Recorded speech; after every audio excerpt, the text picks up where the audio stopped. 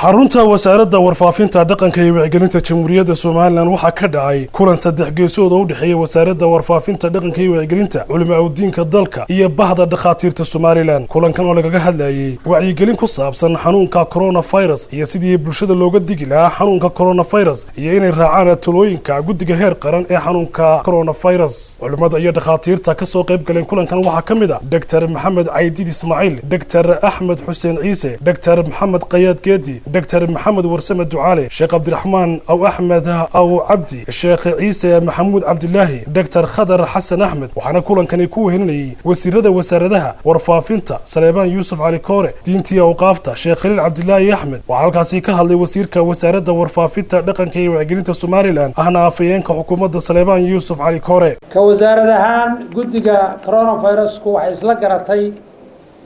إن لبدا awoodood ee ugu mudan inay dadka wax u sheegaan ay yihiin culimada diinta islaamka inoo hogaamisa iyo dhaqaatiirta oo ay talada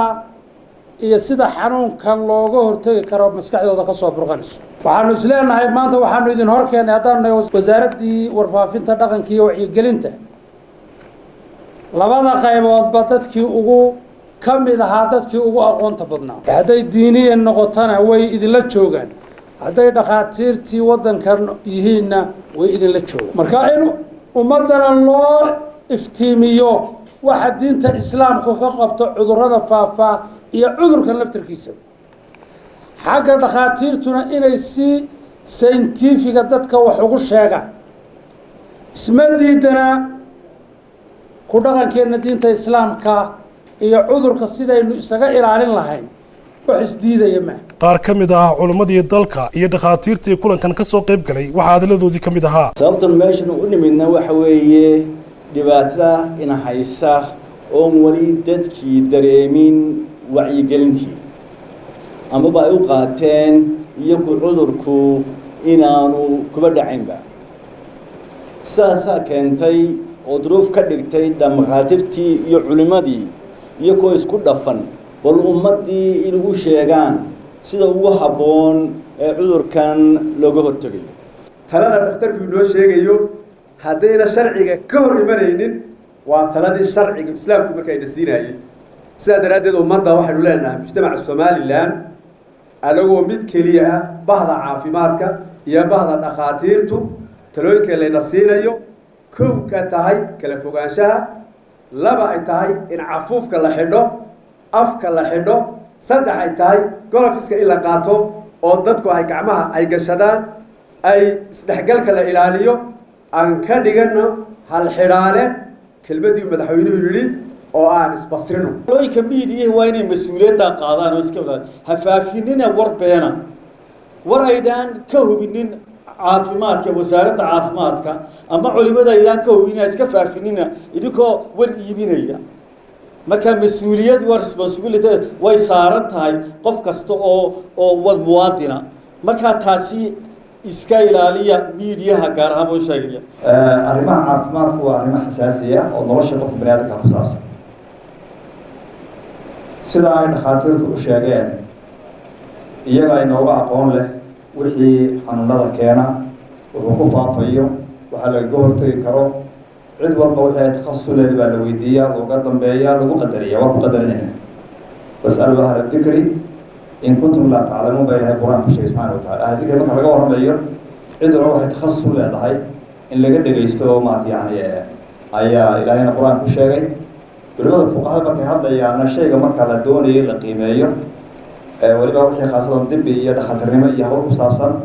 dhakhtarka muslimka ah ee muxuu arrinkaasi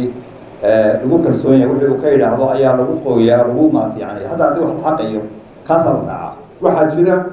dhowr iyo konton wadan oo islaam ah waar waxay iyo sameeyeen sheekha Xuseen Sacuudi wuxuu sameeyay masjid nabawiga bayt xaraamki al-Qudus iyo masaajidada kale oo dhan marka waxa islaamku ay sameeyeen hal diin u baajirta islaam mid kale ma jirto بريتولا واتشمع ساجدة إنه يسوي من دورنا دولة ديني نجمع حرن واتاي نتري إسهاجي أو إسبصرية إنه جويس إلالنا إن أي نسالة إني تكرينا مركا بريتولا جمعها إن آدي آد لو تحدره oo kala fogaanta lagu dabaqo masaajidku haduu buuxsamo banaanka iyo dibadda dadku way ku tukan karaan sidoo kale dadka jilicdasan ee dhaqaatiir afaraba maanta in laha xanuunkani waa halis oo waa khatar dadka jilicdasan maxamada gaarka ah qaba ha iska joogaan guryahooda ku tukadaan waa ka dhacaya waajibku mar hadii xaalad gaar ay jirto ugu dambeyn waxa soo xidhay kulankani wasiirka wasaaradda diinta iyo awqaafta Soomaaliland Sheekh Khalil Cabdullaahi Axmed waxaanu qarsoon oo Ilaahay subhanahu wa ta'ala ibtila uga dhigay adduunweynaha oo ka imtixaamay sabab kasta ku yimaado laakiin waxa adduunku wada gaaray ee saameeyay waa arrin weyn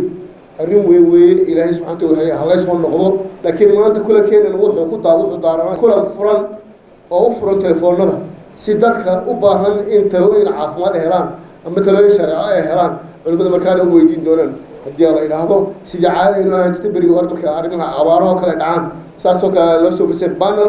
panelkaasna dadka ayaa loo furiyay loo jiray waxay wax ka iskaalaan ama maarta arrimaha qaarkood ay ku adkaadaan in arrimaha hadday diin tahay iyo hadday tahay caafimaad markaas barnaamijkaas kala wada daafur buu ahaa